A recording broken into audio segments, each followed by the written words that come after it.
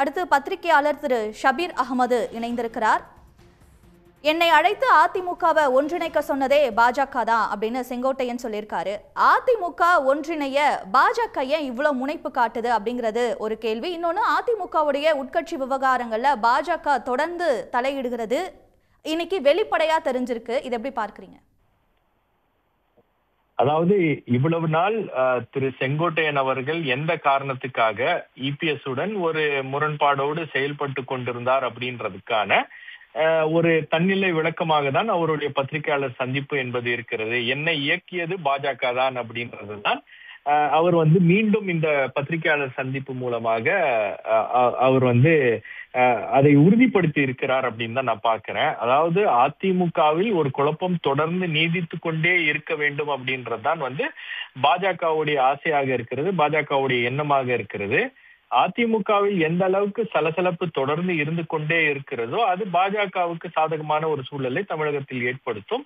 அதை வைத்து பாஜக பல்வேறு நடவடிக்கைகளை மேற்கொள்ளலாம் அப்படின்றதுதான் அவங்களுடைய நீண்ட கால திட்டமாக இருக்கிறது. 2016ஆம் ஆண்டு முதலே அம்மையார் ஜெயலலிதா மறைவுக்கு பிறகு பல்வேறு பிரச்சனைகளுக்கும் காரணம் பாஜக தான் அப்படின்றது அதிமுக தலைவர்களுக்கே தெரிஞ்சிருக்கு. அதனாலதான் அந்த தேர்தல்கள்லாம் ஒவ்வொரு தேர்தல் தோல்விக்கு பிறகு பாஜகவை அவர்கள் குற்றம் சாட்டுவார்கள். பாஜக தான் இதற்கு காரணம் அப்படின்னு பேசுவாங்க.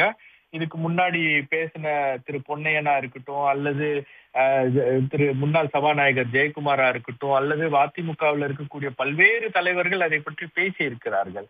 ஆனால் அதை மீறி பாஜக தான் அவங்கள கண்ட்ரோல் பண்ணுது அப்படின்ற ஒரு விஷயம் தான் தொடர்ந்து பதிவாகி கொண்டே இருக்கிறது.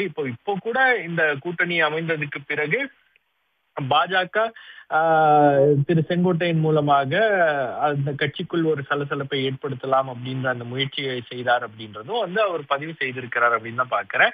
ஏன்னா அப்போ பாஜகவுடைய பேச்சை கேட்டுட்டு இவர் ஏன் அந்த செயல்பாடுகள்ல ஈடுபட்டார் அப்படின்றது ஒரு கேள்வியாக இருக்கிறது. இதுல இருக்கக்கூடிய இன்னொரு விஷயம் பாத்தீங்கன்னா, இவர் கட்சியை விட்டு திரு செங்கோட்டையன் அவர்களை நீக்கியதுக்கு பிறகு அவர்கிட்ட ஒரு கேம் பிளான் இருக்கிறதா தெரியல. அவர் என்ன பண்ணுவாரு, அவர் எதிர்பார்க்கல கட்சியை விட்டு நீக்குவாரு இபிஎஸ் முதல்ல. இப்ப இரண்டாவது அவர் நீக்கிட்டாரு அப்படின்னு அவரால் என்ன பண்ண முடியும் அப்படின்னு தெரியல. எலெக்ஷன் கமிஷனுக்கு போவேன், நீதிமன்றத்துல முறையாடுவேன் அப்படின்ற ஒரு லாங் டேர்ம் ப்ராசஸ் மட்டும் தான் சொல்றாரே தவிர அவரால் வேற எதுவும் பண்ண முடியாது. தற்போது இபிஎஸ் டிஸ்டர்ப் பண்ணும் அப்படின்ற ஒரு நடவடிக்கையில தொடர்ந்து அவர் பர்சனலா ஈடுபட்டு இருக்கிறார். ஆனால் தற்போது பாஜக அவரை கைவிட்டு இருக்கிறது. ஆகவேதான் பாஜக தான் என்ன ஒன்றிணைக்கணும் அப்படின்றதுக்கான அந்த விஷயங்களை எல்லாம் திரைமறைவில் நடந்திருக்கக்கூடிய அந்த பேரங்களை எல்லாம் தற்போது வெளியிடுகிறார். அவருக்கு என்னன்னா, இப்போ பாஜக ஏதாச்சும் இவருக்கு மறுபடியும் உதவி பண்ணுமா அப்படின்ற ஒரு எண்ணத்தில் அவர் செயல்படுகிறார் அப்படின்னு தான் பாக்குறேன். பட் அவரை பொறுத்த வரைக்கும், இபிஎஸ் பொறுத்த வரைக்கும் இவரை நீக்குவதனால ஒரு பிரச்சனை வரும், கட்சிக்குள்ள ஒரு சலசலப்பு வரும் அப்படின்றது அவருக்கும் தெரியும்.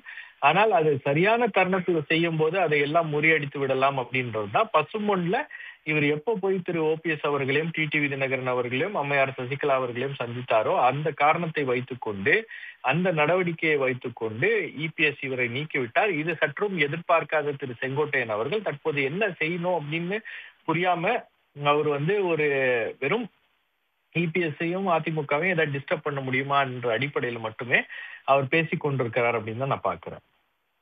கருத்துக்களுக்கு நன்றி திரு ஷபீர் அகமது. உடனுக்குடன் செய்திகளை தெரிந்து கொள்ள சன் நியூஸ் பெல் ஐகானை கிளிக் பண்ணுங்க.